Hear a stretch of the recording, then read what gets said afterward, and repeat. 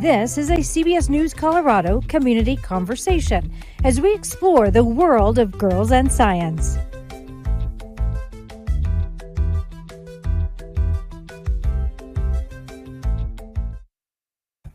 Well, thank you for joining us tonight, everybody. I'm Michaelia White, host of this community conversation.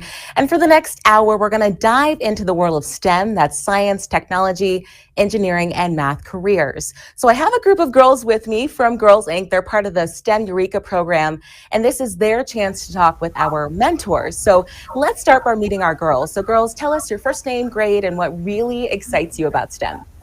Hi, my name is Layla. I'm in 8th grade, and my favorite part about STEM is the science, and in the future, I want to be in the medical field. Hi, so my name is Jacinta. I am a junior, and my favorite part of STEM is probably science as well. I would like to be a physician's assistant in the future and just work in the medical field. Hi, my name is Annabelle. My favorite part of STEM is also the science part. And I'm a sophomore, and I'm planning on being in nursing once I'm older. Hi, my name is Lexiana. I'm a freshman, and my favorite part about STEM is the science aspect, and I hope to become a part of the medical field when I'm older. Hi, my name is Sienna. I'm in 9th grade. My favorite part about STEM is the math and technology, and in the future, I want to do something with computer science or software engineering. Hi, my name is Peyton. I'm in the 9th grade, and my favorite thing about STEM is helping people solve difficult problems, and in the future I plan to be in the medical field or engineering. Hi, my name is Latifa. I'm in 9th grade, and my favorite part about STEM would be science and engineering, and I hope to one day be a bioengineer.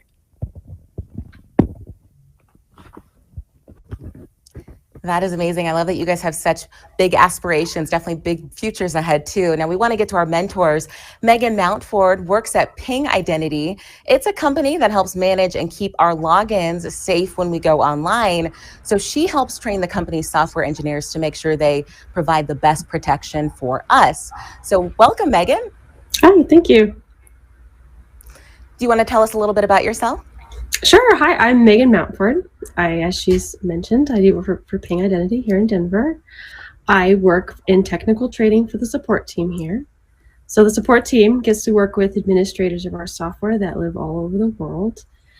So for my job, I get to learn all about technologies in identity and access management and how Ping uses them. And then I help pass down that knowledge to the people on my team. So basically, I get to learn and then make sure my team has all the resources that they need to be successful. I love your NASA shirt too, Megan, by the way. Thank you. So yes, we want to get to Dagmar Kress as well. She is a lecturer at Metropolitan State University of Denver, and she teaches students to fly.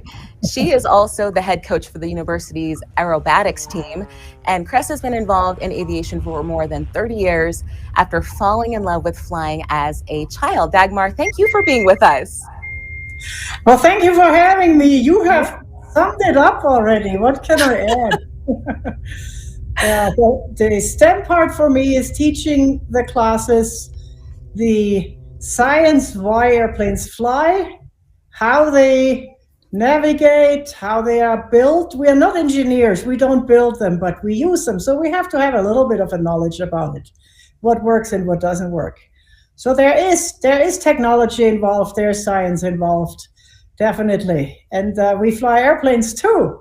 Unfortunately, I didn't see anyone in the group of the young ladies who want to fly. I guess I have to change your minds, maybe. Hopefully we inspire them with this conversation, right? Yeah. All right. Thank you so much, Dagmar. So we want to get to Karen Casey. She works at Raytheon Intelligence and Space as the Technical Director of Strategic Systems. Now, she makes sure Raytheon customers, both military and civilian, get the technical solutions they need. Casey's work has helped advance Air Force missions, and it is nice to have you. Well, thank you. It is amazing to be here, and wow, what a great group. I guess just to kind of introduce myself, I am a mother, I am a technical director, I am a skier, and I love science and math. And I just absolutely love the comment one of you made about I'm interested in solving hard problems. because there's a lot of commonality between computer science, engineering, what we do at Raytheon Technologies, and the medical fields. You have to really dig in on some exciting things, math, science, and learn how to solve hard problems. That really is a good way to sum up my job. Karen, thank you so much. And we want to get to Lauren Gilliland as well. She is the Senior Director of Gas Distribution Operations here in Colorado. She's at Xcel Energy. Now, she makes sure when we get natural gas, it's safely delivered to our homes. And she also handles the emergency response when problems do arise. So, Lauren, it is great to have you with us, too. Yeah, thank you. And good evening, I guess, everybody. And it's great to be on here. And, days like this when it's cold and we get these lovely snowstorms and in March is, part of my job and my team's job is to make sure that, we've got the heat to make sure you stay warm and those fireplaces working in all the houses. And so, I heard a couple of engineers and other, interest in computer science. So not only, do I work with our operations group and make sure that we're keeping a safe and reliable system for natural gas, but we work with quite a few engineers. We work with computer science scientists and science majors to look at all different technology in the science world. So glad to be here and can't wait to further the conversation today. Lauren, thank you. We really appreciate you all taking the time to be here. So thank you. And we're going to jump right into those questions. So Layla, you are up first. Hi, so I have a question for Lauren. What about STEM attracted you? Yeah, so I think about what attracted me, as a young, female kind of getting out of high school. I really didn't know what I wanted to do in college. And so, I really looked at different opportunities, and I actually had a really good friend of mine that got into the utility business. And so I thought it was really interesting of looking at, what is something that you can do to apply yourself in that science space and learn a little bit more. So, I think it's something that's different. A lot of people don't think about utilities, being part of that science and STEM network, but we have a huge part of that of what we do every day. So I think it's just really looking outside the box of just, I heard a lot of medical fields and things like that, which is great. We also have medical experts on our staff too that help with our wellness programs with a lot of safety aspects of things. So it's not just engineering. And I think that's one of the things to continue to think about is there's lots of different ways to utilize and apply the STEM technology and the STEM assets of what you're interested in and continue to grow from there. That is an awesome answer, Lauren. Any other of our mentors that want to weigh in on this? Well, I just add that one of the things that interested me about the STEM field is how much you can do. I mean, math, science, chemistry, biology, microbiology, all of those things are just so diverse, right? You're working with very abstract things like math and numbers to very tangible things like in microbiology, you swipe your remote and you grow those germs. So, I mean, that science is just endless. Perfect. Anybody else who wants to chime in, or should we move on to the next question? Okay, we can move right along. Okay, so we're going to get to Jacinta next. Hi, yeah, so my question was towards Dagmar. And I was just going to ask, has anything ever gone wrong mid-air while you were flying? And how did you cope, or what did you do in such an emergency situation? I've never had an emergency. I never had an accident. There were a couple close calls maybe with other airplanes getting close. We have a very congested airspace here. It's all about, once you're in the air, you have to be super vigilant and methodical and check all your checklists and procedures. And it starts really before you go flying. Before you go flying, you need to check if you are safe, if you're feeling good, if you have any things that hold you back. If you took a cough medicine like NyQuil overnight, that can prevent you from flying safely. You need to check the airplane, make sure everything is okay there. I have been lucky. No, I haven't had any scary conditions. I got caught in bad weather once. It was forecast better. That was 25 years ago, when the forecasts were not so precise yet in the reporting. Nowadays we have weather depicted on apps, and you can see where the clouds are and how low they are. Back then that was not the case, and I got caught in bad weather, and that I will never do again. So basically what you have to watch out for, and in flying you need to make that decision before you leave the ground. Very important. Dagmar, can I ask you a question too? I know that you fell in love with flying as a child. What was it that attracted you to flying? It was just the freedom, the peace. Yeah, it is peace and freedom for me. Once I break ground, or everybody says that you leave all the worries down on the ground, and I felt that back as a child. And I can say that here maybe because I know it doesn't get over to Europe. It was my own father who said to me when I was a little girl, and he asked me what I wanted to do. That was after this flight on the airlines where I saw the wing out there and the propeller, and I wanted to be a pilot. And he asked me what I wanted to be, a little girl, and I said a pilot. And he was so quick. He said, "That's not for women. That's too technical, and you could never have a family."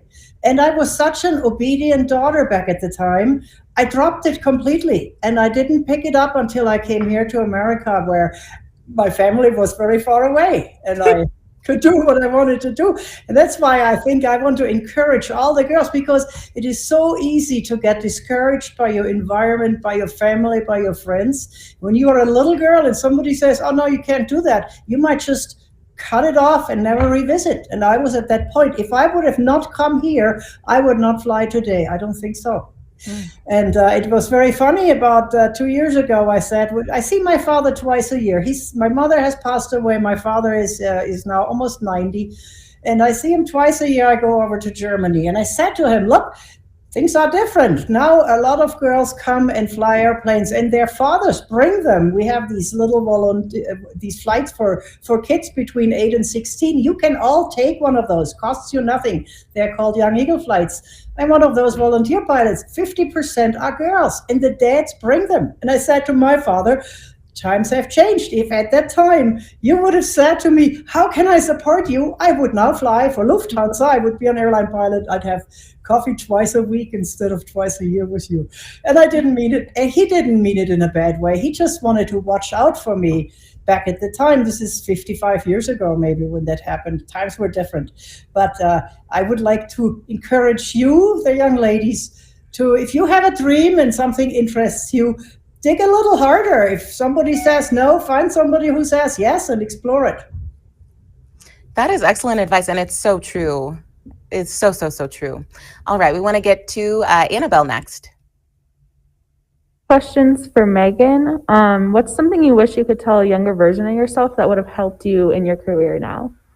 Oh, that's such a good question. Thank you. I would say keep yourself open to opportunities in the future. When I was a teenager, I wanted to go into medicine like many of you. I didn't end up going that path. I ended up working in technology roles. And at the time, I probably would have just told myself, just be open to learning and just keep being curious. So anybody else want to weigh in? Any of our other mentors? All right. Okay, so Lexi Ann, I know you have a question too. I have a question for Karen. What are the requirements for your career? Oh, that's a great question. To start, we recruit people with engineering degrees. So that means you have a bachelor's of science or a master's of science in a field like math or computer science or some of the science disciplines. So that's kind of like the starting point, is you need that degree. And let me just pause there before I go into the other details. One of the things that I always say is, when you go into college and you go get that degree, that is a piece of paper that no one can take away from you. And I always joke, sometimes it's better to get the MS, go get your master's of science, or go get your bachelor's. Focus on that education, because education is just foundational. We have other requirements for our jobs. a lot of them have to do with technology. So backgrounds in computers or networks or infrastructure, backgrounds in understanding different domains like space domains, space satellite domains, understanding aerospace and astronautics are also some of the background skills. But again, I mean, just to kind of start with the most foundational thing, really focusing on that education is key. And I have found that you get a lot of on-the-job training. So when I first started in at Raytheon, I thought, oh boy, I needed to know about satellites. I need to know all of this specialized background. But in our jobs, we put people into the mission and then they learn and grow from there. So we definitely want to open this question up to our other mentors as well.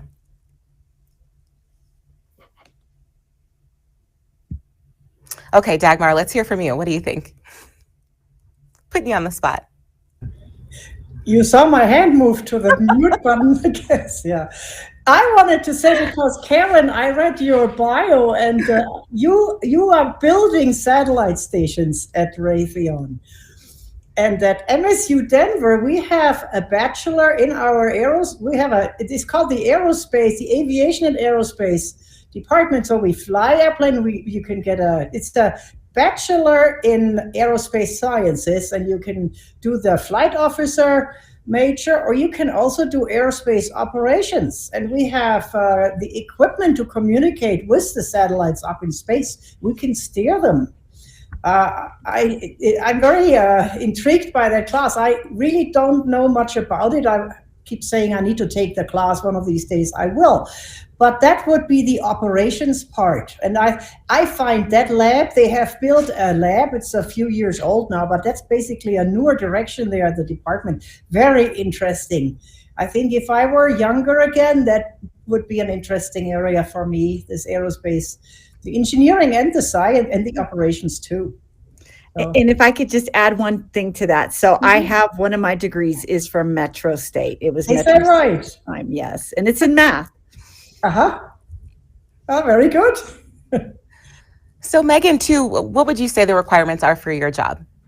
Sure. Computer science degrees are always looked at very highly. Experience in cybersecurity, networking, databases, APIs, all related technologies to browsers, an experience with single sign-on, multi-factor authentication, anything in the identity access management space.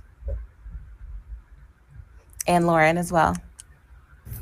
Yeah, I would say overall, looking at either engineering, also to business is a big piece of what we do as well. And then computer science, those are some of the big ones. And we actually partner quite a bit with colleges, and then as well as high school. We'll have high school interns come in and work part of the summer, as well as some of our college interns to get a taste and feel, right? Because then they can come in and see if they like working for Excel. There's different parts of the business that they can learn about and get some hands-on training. And then a lot of times our interns will stay and actually further their careers here. So there's a lot of opportunity. And I would agree, what was stated. I think education's huge. It's foundational. I can tell you when I was going through my master's program, it was great that I was actually working and could apply quite a bit of that when I was taking those courses and having that part of what I was doing. So I would say, that's a big piece. Definitely work towards the starting point of the undergrad when you're starting, but make sure it's what you want to do and make sure that's where you want to go. And you might change course and,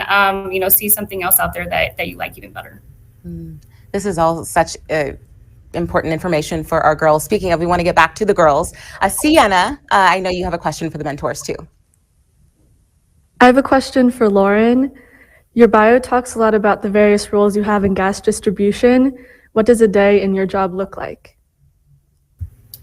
Yeah, so, a day in my job could be very different. I always have my list of things that I want to accomplish every day, but they don't really ever seem to hit everything on the mark. So pretty much my day involves, I oversee the state of Colorado. So I have employees that work as far as Grand Junction to Sterling, Colorado, to down south as Alamos and Pueblo. So, day to day, we're installing new pipelines, installing customer services, as well as taking those emergency calls, right? Where I might smell gas at my range or my stove, and I need you to come take a look and make sure everything's safe in our home. And then a lot of community involvement. Right now we're getting ready to kick off of working with our fire departments and working on public awareness and safety around that. So a lot of community, we really like to dedicate our time of volunteering and talking to various people in the community, and as well as making sure our customers are taken care of as well. So it's a variety of different things. I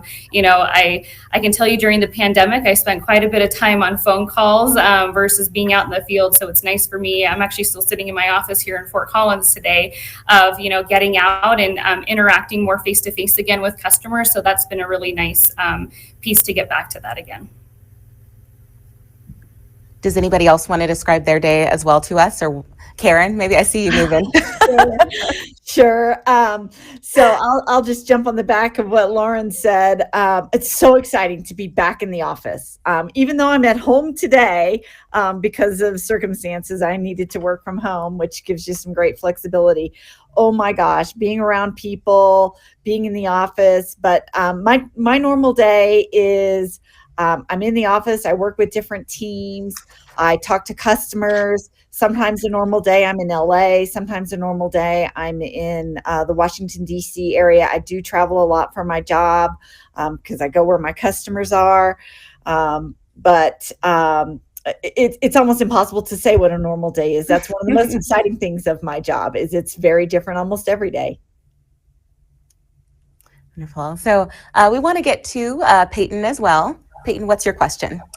My question was for Dagmar, and I wanted to ask, how did you achieve so much? Or to be more specific, how did you decide on participating in so many programs? And is it ever hard to be doing so much at once? I did not have a master plan. I think there was a question before, what attracted you to STEM? I was not particularly in STEM. I loved the flying, but the flying got me into all these science-related fields. And I think I'm also a little bit older already. I'm 63 now. So it fell from, I got a business degree, and then there I learned how to fly. Then I've been a flight instructor really since 1990. This is a long time already. So I was basically flight instructing. I got into these aerobatics, and that's what I was teaching. Most of my instructing time was in aerobatics, and that led me to competing in competition aerobatics. It's kind of like figure skating. There is the competitive part, and then the show skating. Same was the aerobatics. There are air shows, and then there's the competitive part.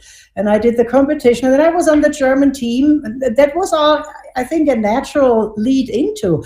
I think what I did is I always took an opportunity when it presented itself. So you could also say I didn't stick to my plan because I changed around a little bit. I came to Denver. I was my husband was transferred. That's how I ended up in Denver, and then I flew with a young lady who was a professor at MSU Denver. She got me onto MSU Denver, and I took the opportunity. So it's not that I was seeking out these things. It's I saw an opportunity and I took it, and I think that's how you get to do many things. Take the opportunity. I can piggyback off that a little bit. I didn't start in technology until I took an opportunity that was proposed to me by a woman that I worked with.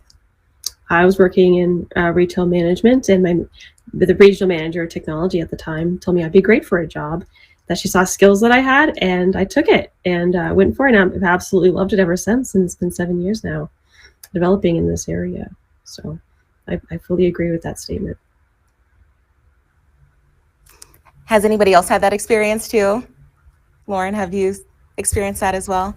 Yeah, I mean, I think it's one of those things is you have to find what your interest is and what you like. And I think it's, I'm always told that I'm a people person, right? Where, it's one of those things of just looking at what interests you, not only from the technical aspect, but the people that you work with day in and day out. And I can tell you for myself, being in operations, one of the things that we didn't have were a lot of women in operational leadership roles. And so I think it was one of those things to look at, outside and inside the company of, building that up a little bit more and kind of building that network of what is that opportunity, not only for myself, but for the women, in Excel and outside Excel. So I think that's a big piece too, is look for your own opportunities, but, especially within my role, is looking for opportunities as well for other women to grow and succeed, not only with them, but with me as well moving forward.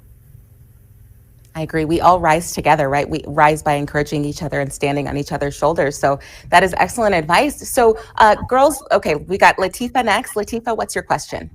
Hi, my question is for Karen. And as accomplished as you are, there must have been some difficulties along the way. And so what is the hardest part about being a woman in STEM? Oh, what a great question. It gave me goosebumps a little bit. I'm not going to lie. Sometimes the hardest part is as a woman and as a very senior woman in our company, I sometimes have to, I joke around, I call it the tell ask. Okay. So as a woman, sometimes we're expected to be more gentle and friendly and coaching and mentoring in our style. And maybe there's a little bit of a gender bias there. And if I direct someone, I mean, if you look at my title, it's technical director. That means I'm responsible for establishing some direction for our business. But when I give direction as a woman, sometimes that is perceived as negative. I mean, I'm going to be, that's such a fantastic question. Sometimes directive, strong, clear women who hold others accountable for doing good things can be perceived negatively. And I don't want you guys to take something negative away from that. What I want you to take from that is an opportunity, right? Back to the point that we rise together. It's okay. You are all amazing. And if you need to ask someone, or you're working with someone in your future careers, and it is difficult for them to follow your lead, maybe check the environment around you. Don't question your own leadership. Don't question your own abilities. So I guess, I mean, I hope that answered your question. And if it didn't, please ask a second part. What do you think, Latifa? I have a question, being in your role, being a boss, right? How did you find your voice as a woman too? What helped you? Oh, that's a good question too. I'm still finding it. And I certainly, I'm very, very well into my career, well past the halfway point. I am still finding my voice. Sometimes my voice is too loud. Sometimes my voice is too strong. Sometimes my voice is too soft. So I guess the advice I have is tailor it to your audience, because sometimes the audience needs the strong voice and sometimes they need the softer voice. That is excellent advice. So we know the girls have a lot of questions, so we want to get back to Jacinta. Oh, no, you can go ahead. Okay. Hi. Hi. So my question is just in general for anybody. What made you want to choose this career, more specifically, like what you do in your day-to-day life? I can go first. It's because I get to help people. Any job I've had, that's just where I've ended up laying. It's getting to help. It's getting to learn every day. And working in technology, things are always changing. So I get that amazing opportunities to learn, work with smart people, and help others. And that's my absolute favorite thing about it. How about you, Dagmar? I was going to second that. Since I am working at MSU Denver, I derive great joy from teaching. I do. And I've actually also before as a flight instructor, I enjoyed that. So I like the flying part and the theory about it. but it's my vehicle to get to people. So I like to be together with people and convey what I know to others and hook them to what I love to do in a way. Yeah. Well, you're doing a great job. Yeah. I can say I found a way to do what I love to do, and I don't work a single day. And that's all I can say. I can encourage everybody. If they're and I looked through a list now. This was the STEM is to me, at the time when I was young, it was not a word even. But there are such intriguing professions out there. It's just phenomenal, and I could it's like going to a candy store and look at all the candies. You want to eat them all. And to the young ladies, to you, I can only say explore it. I think times have changed to where nobody will say anymore, you cannot do that because you're a girl. That doesn't exist anymore. You just have to push your way through it. And also holding this, and the percentages are very low, especially in engineering. I think it's some 16%. Is that correct? Very, very low percentage in certain engineering professions. But as that changes, as time changes, a new generation grows up, it will be, I think, nothing to even guess about, woman or man. Shouldn't be a difference at all. I agree. There's nothing that can stop us. Excellent No, advice. not at all. Okay, so yes, we do want to get to Jacinta now. Yeah, so my name's Jacinta, and I had a question for Megan. So I was just researching before this, and I noticed that 60% of software engineers are men, so it seems a little male predominant. Have you ever been discriminated against as a female software engineer? And if so, how did you overcome that? It's a really good question. And I have heard of other women feeling discriminated against, but I never have. I've been very lucky to be able to work with a lot of supportive individuals on all the teams I've worked on. My best advice, though, is just, if you feel like you might be in a situation that you are, just go into it, your career with confidence. You were hired for a reason. You know what you know and what you've learned, and to just, like I said, just go into it with confidence in everything that you have. And I would hope you wouldn't have this sort of issue in your career.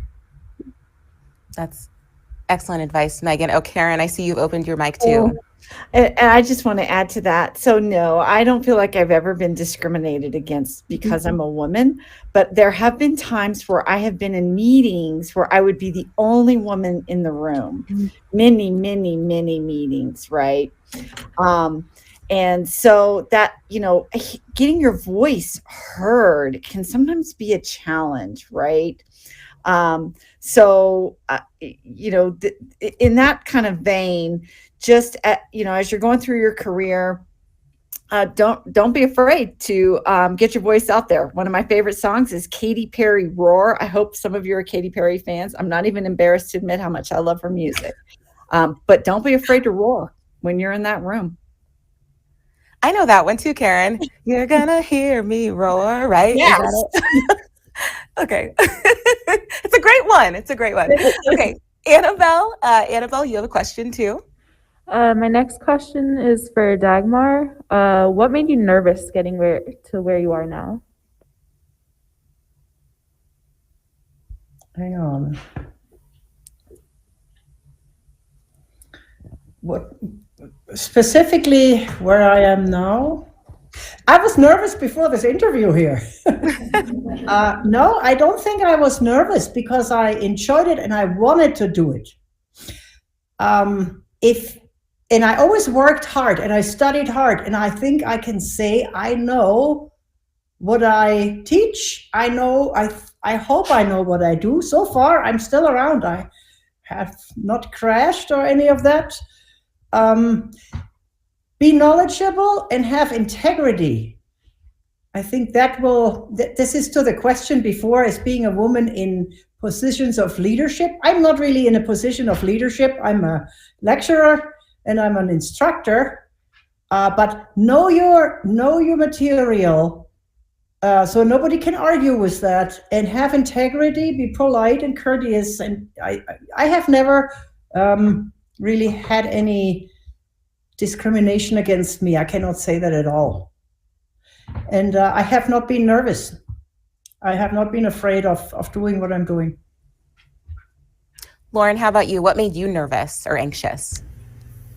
I think anything, right? I mean, even this, right? What Dagmar said, you never know. This is something new. I'm usually not on, blogs or, podcasts. So it's just kind of funny of getting it set up. But I mean, I think it's kind of the points, right? I love the roar statement, but, there's a couple times that I've been in women conferences. And the one thing that always sticks with me is like, have that seat at the table, right? As women, I'm pretty much in the same. A lot of times I'm the only female in the room in a lot of meetings, and make sure that you're present and that you're part of that conversation to kind of take that edge off of not being nervous. And so I think that's a big thing to think about. It's not as easy as to just talk about it.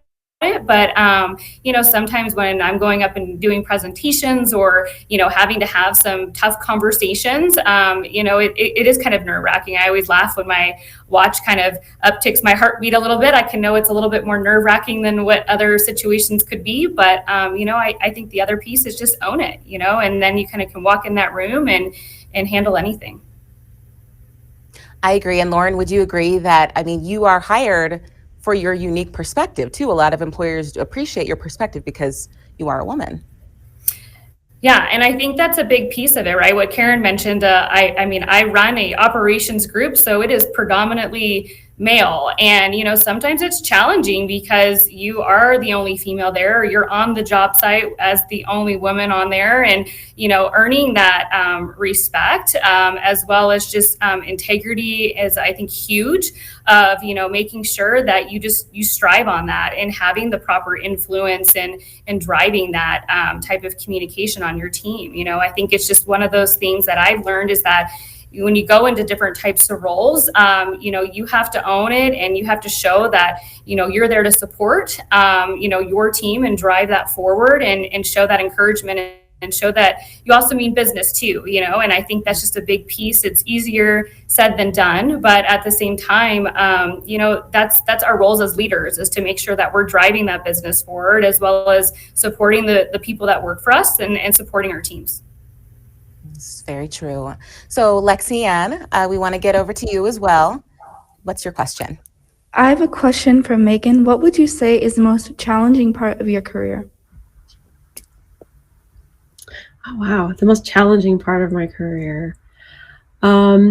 Figuring out what I want to do next, maybe. There's so much opportunity. So I would say that's probably the most challenging part of my career, is figuring out what path exactly I want to go. So I'm just taking this opportunity to learn as much as I can and talk to people in different departments and industries, and try and figure out what I might want to learn next and what direction I might want to go. And we'd like to have everybody answer this question too. So Karen, do you want to give your answer as well? So let me make sure I understand what you're driving at here. So you want to know what is the next step? I didn't mean to trip you up. What's the most challenging part of your career? So some of the most challenging things I've been involved in are a satellite launch.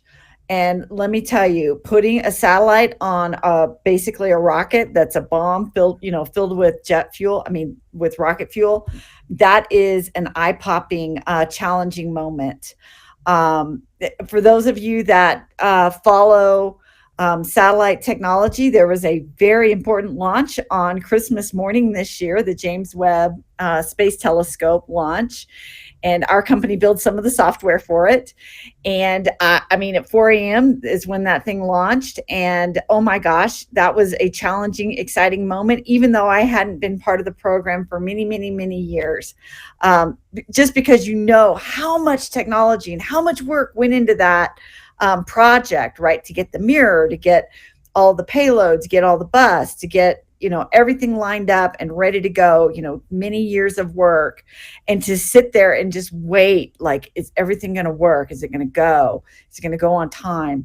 Is the mirror going to unfold? To me, that was just challenging from seeing all of it come together and hoping for the best, right? So I know I changed your question a little bit, but it's like knowing that all that work came to fruition, all that team's work came to fruition to something real, right? Was rewarding, but also challenging and also really scary at the same time. Dagmar, what would you say to that? Karen, you led me on the right path. It's when, let's say I have a flight student that I teach how to fly. I haven't done that lately, but in the earlier years, I have done plenty of that. There comes the point where you have to sign somebody off to fly solo. So you teach, you instruct that person, and it's really not that much. They solo at around 10, 15, 20 hours, something like that. And then they go out or if you were a student, you would go out and practice turns around the point, slow flight, fast flight, certain things, and just practice your skills. But you have to go alone. And I have to make sure that I have taught you whatever it takes for you to, the worst case scenario is if you have an emergency, your engine quits, or you have a fire or something like that. That's really when it counts. Airplanes usually fly very docile when nothing happens. But if something were to happen, that's where I have been nervous, downright a little scared when I get out of the airplane and I say, have a good flight. And then the student takes off and I know they have to come back and land the airplane by themselves. So that would be maybe the most challenging I can think of. I'm sorry, my dog. Hey, quiet. And the other challenging part for me is to teach a new class, something I haven't taught before. That's challenging because I have to work to convey the knowledge. I have to actually learn it again myself to make sure I can teach it so everybody can understand it and remember it. All right, Lauren, let's hear what you have to say on that too. We'd love to hear it. Yeah, so I think probably a couple of things, right?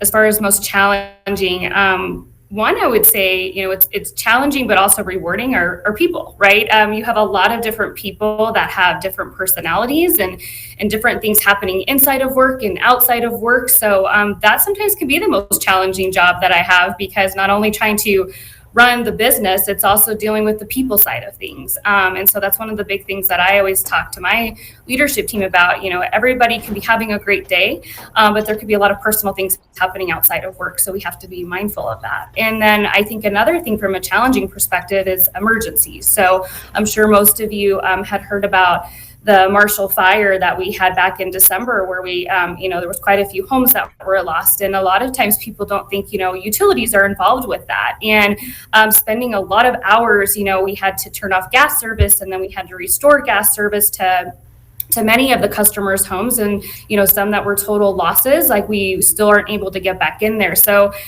spending many hours and days when that took place. So sometimes we don't know when emergencies are going to happen. So it takes a lot of time away. And I'm also a mom, and I have a husband and I have a family, and so I think that's also a challenge, right? Is just managing that time between your job and your commitments and what you have, as well as managing your family life too. And I think sometimes that's a little bit more challenging than what people come to think about it, of just, we talk about work-life balance and all of these different things, but I think that can be a challenge sometimes depending on what's going on at work versus what's going on at home too.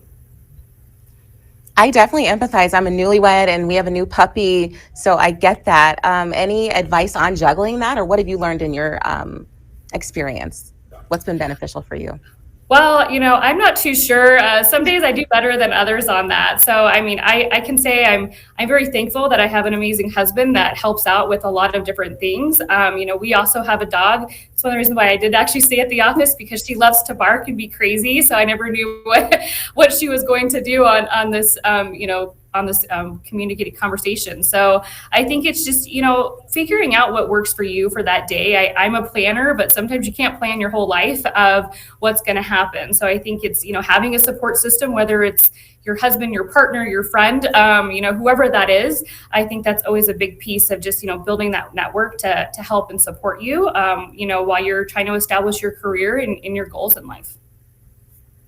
Lauren, thank you. Okay, we want to check in with Sienna now, who has a question. Sienna, hi.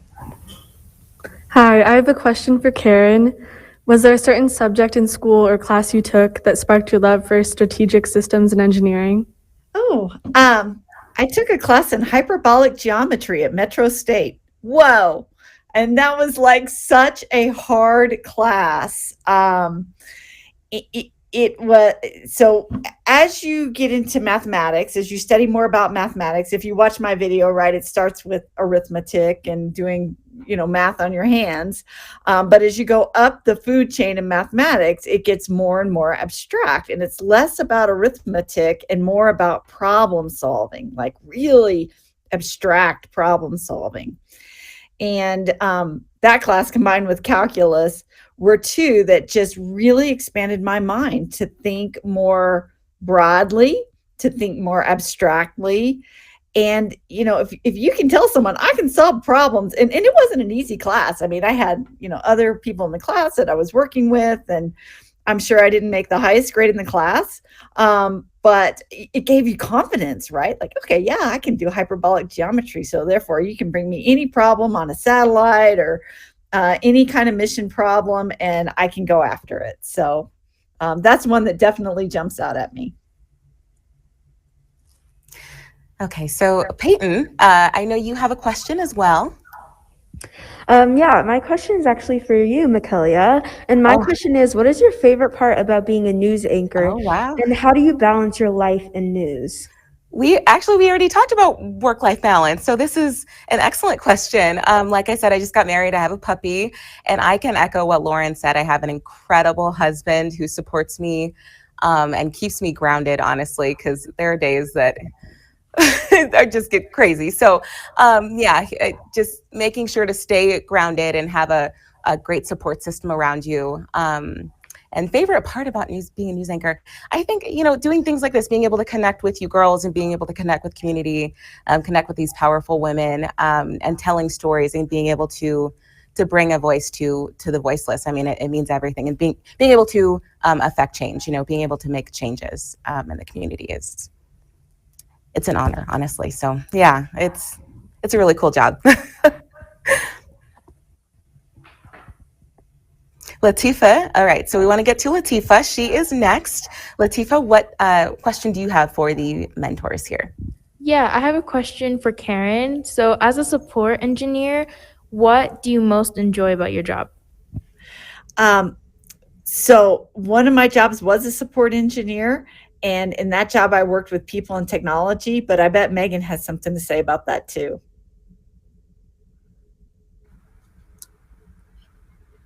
I did also work as a support engineer on the software side. What was the question around it?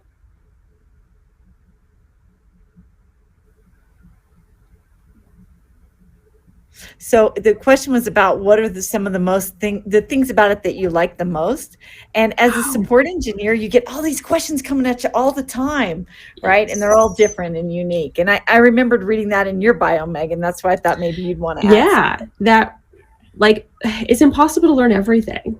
There's so much.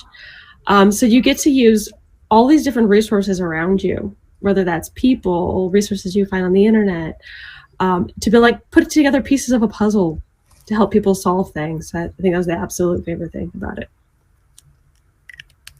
Okay, and we have a question for all the women now. What do you enjoy most about your job? The absolute most about it? The cool technology. We work right on the edge of the latest and greatest technology.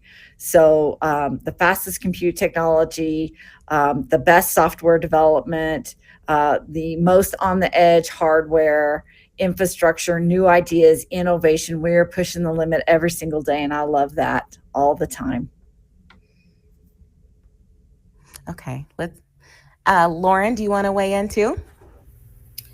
Yeah, I mean, I think what I love about my job, I mean, as much as I said, the people part can be challenging, is that I I love, being with the people, especially my team. My leadership team is amazing. I'm really thankful for them, and, getting to just not only work and, be at work all the time, but getting out and actually doing things, outside of work too. I think that's always a big piece of, getting to know other people and parts of their lives that aren't day to day. So I enjoy that. And then I think technology is a big one, right? Is we're always looking at new technology as well, of just, what is available. I know the drone technology is one that continues to grow, and I'm always very interested in that too. So I think that's probably what I really most enjoy about my job every day. Megan?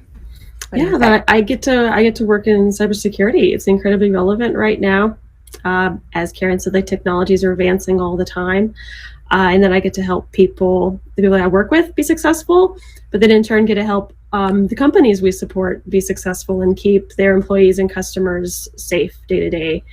It's incredibly rewarding and really exciting to be a part of something that's incredibly relevant. And last but not least, Dagmar. The people, even though I want to say the flying, but it's the people.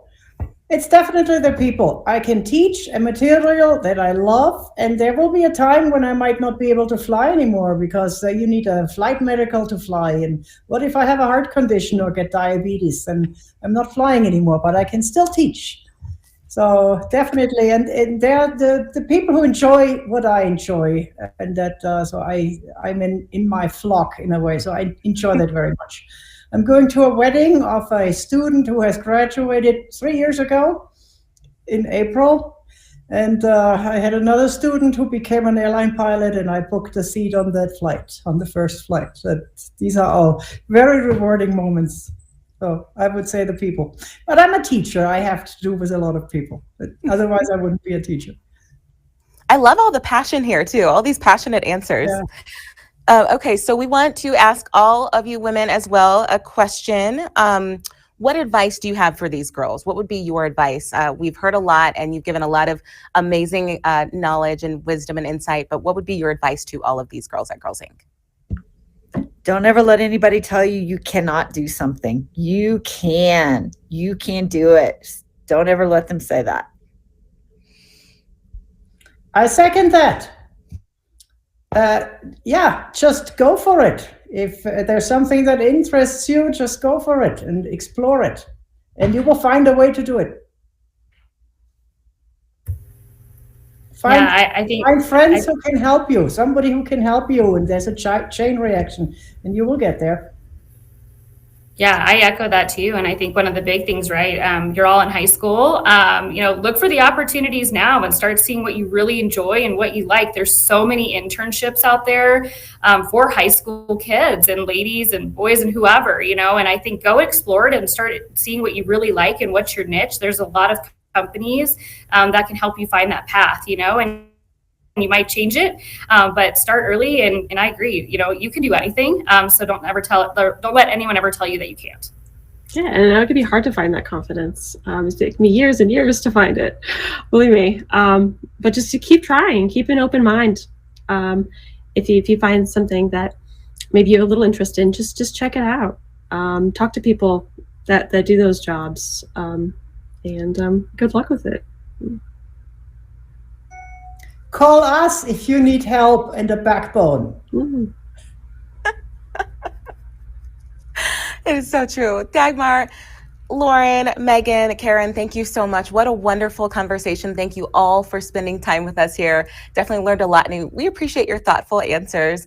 Girls in Science continues through next week. That includes another special right here on CBS News Colorado as you get a chance to meet the mentor. So it spotlights these remarkable women working to inspire young girls. And our 30-minute show will air right here on CBS News Colorado. That is on Monday at 2:30. We hope you'll join us. Enjoy your evening.